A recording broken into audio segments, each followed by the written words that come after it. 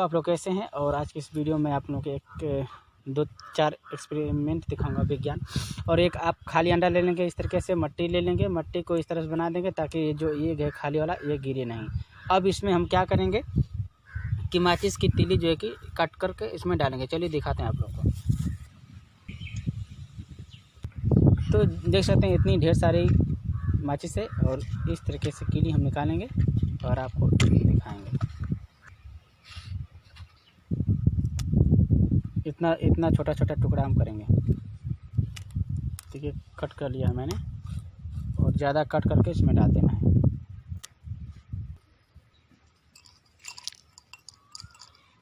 इस तरह से पूरे एकदम भर लेंगे। भरने से पहले इसमें एक बाती डाल देंगे इस तरीके से। अब इसके बाद जो है कि हम भरेंगे। ओके, ये कांच का है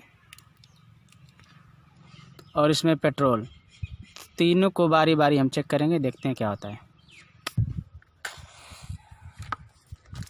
तो चलिए देखते हैं क्या होता है।